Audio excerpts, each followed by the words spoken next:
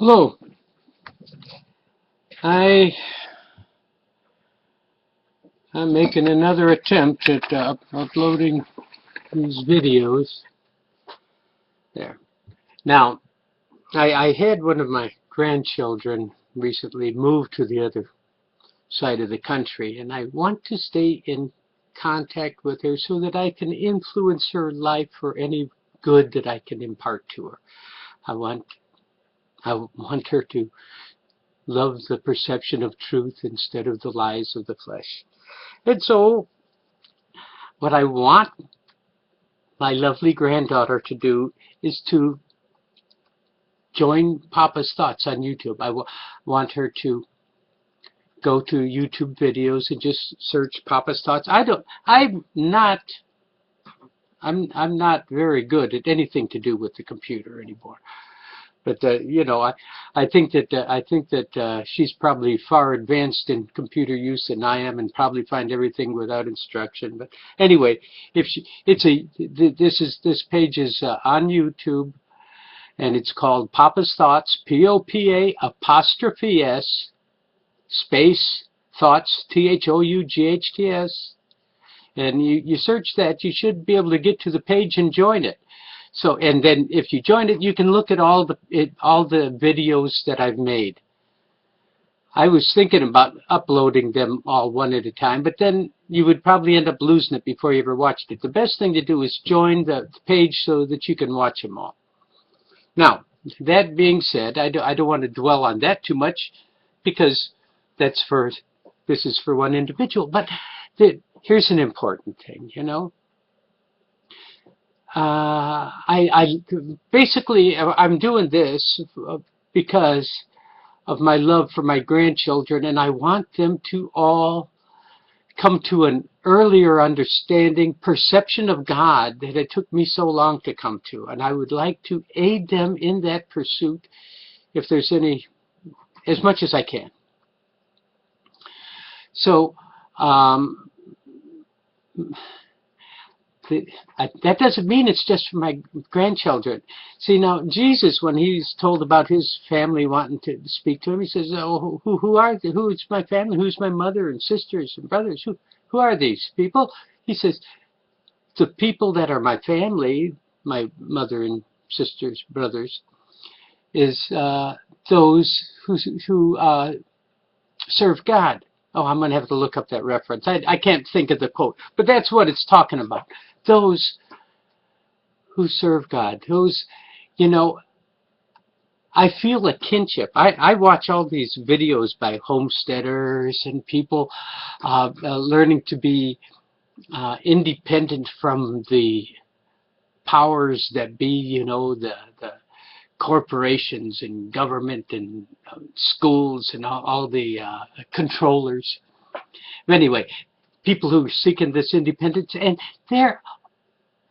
the ones I watch, they're all seeking harmony with the Creator. And I feel a strong kinship with these people. So that's this kind of a family bond with them. And so I want anybody who's seeking God, I want them to join and communicate with me and others, through this medium. And I want us all to grow in our perception of God and His truth.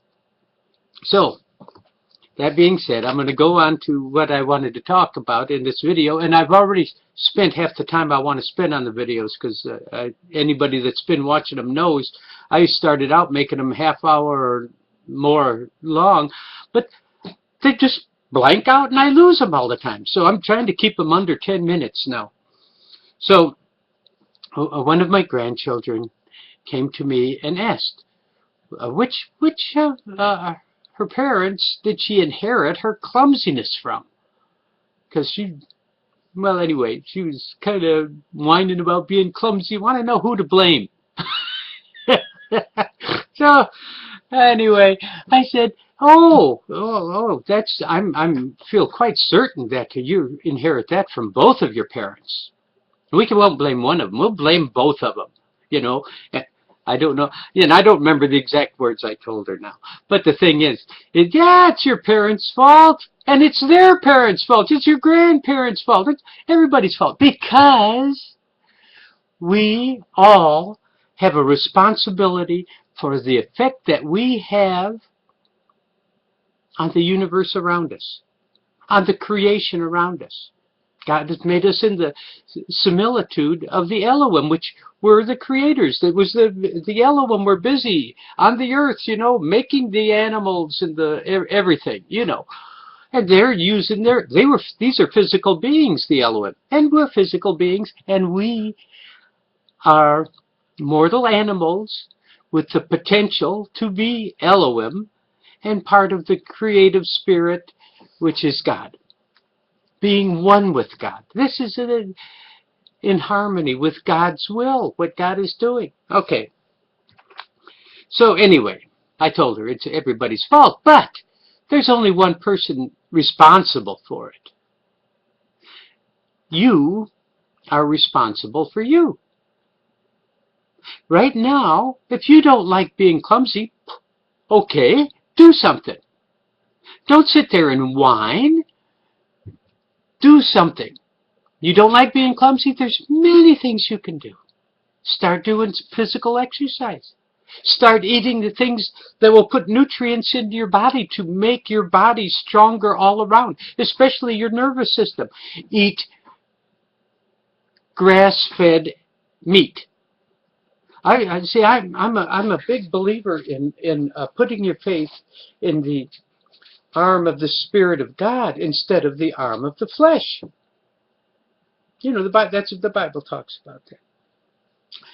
And when you trust in God, I would say, if you're going to put something inside your body, if you have a choice that something looks closer to coming from God or coming from man, go with that which comes from God. In other words, your diet. I'm talking specifically about the diet. I'm not talking about the Bible or anything now, or religion or anything like that. I'm talking about your diet. If you eat God's food, the food that God has made, you're going to be healthier. Suppose you have terrible mental disorders. Suppose you have terrible incurable diseases. And you got a choice. You can sit there and whine about it and wait for some idiot doctor or government official to come out and do something to make you better, or you can take responsibility for you and do something right now. My suggestion is take responsibility for yourself and immediate environment. This is what you have the most control over. This is your job. All right. Now, God makes the grass. God makes the animals. Man mows the grass and kills the animals. But the thing is, mankind perverts God's spirit. We know, we can watch animals and we see how they move around. We can see how they don't create a desert by just staying in one spot.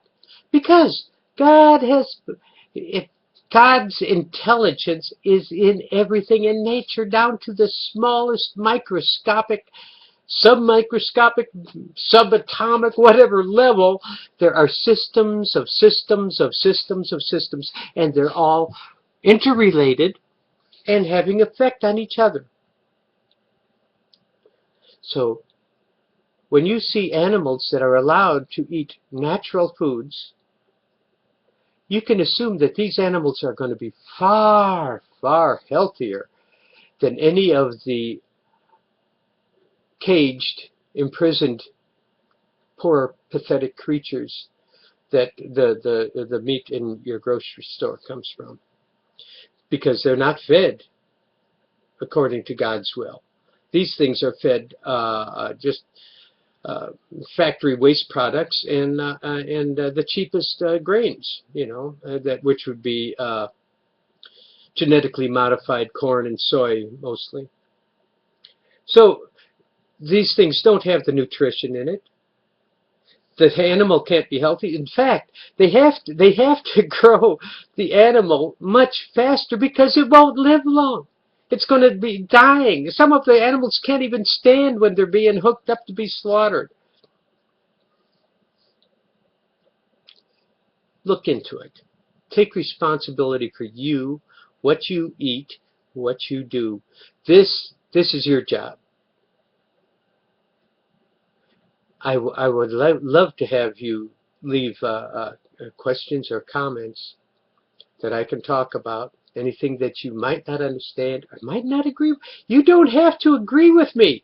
I'm used to everybody being wrong around me. Because in my perception, that's what it looks like. I can't understand. Why are you doing these idiotic things when it's so obvious what the truth is? And I know why. Because our animal nature is programmed.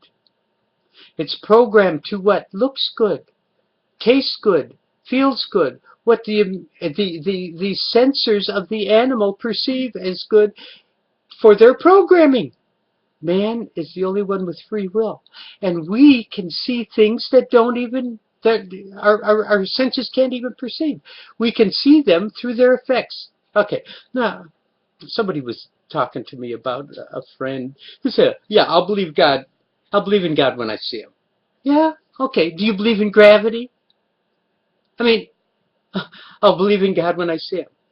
You don't believe in gravity then. You can't see gravity. You can see the effect of gravity. You don't see electricity. You see the effect of electricity. You don't see magnetism. You see the effect of magnetism. You see the effect of God and come to know God. Simple enough. There's three things I want everybody that wants to be more than a maggot. If there's anybody out there in all of internet land that wants to be more than a maggot, here are a few things that you need to do. Well, you need to take responsibility for yourself, and you need to, I lost my train of thought, to be more than a maggot. Oh, you need to start perceiving God. You need to observe God in nature. You need to observe the recorded history of God. I, with all my heart, believe that the Bible is the Word of God, but it has been so messed up by the idiot translators with their beliefs in the traditions of men. All right, and when you've got a human being doing these translations, they're going to go with the traditions of men instead of the Word of God. Oh, I see. I've gone over way over my 10 minutes. Okay, there was three things. What did I say? You need to take responsibility, read the Bible, observe God in nature, and pray. Every day, think of the things that you want to thank God for. This is going to change your whole life if you do that. It's going to change your whole life. Do that. Think of what you're thankful to God for. Pray to God and thank Him. Santa Claus doesn't exist. Don't pray to God to give you things, all right? Just get that idiotic traditions of men out of your mind and see the Creator of the universe. Pray to the Creator of the universe. Observe Him any way you can. This is the key to happiness and development in this life. Thank you.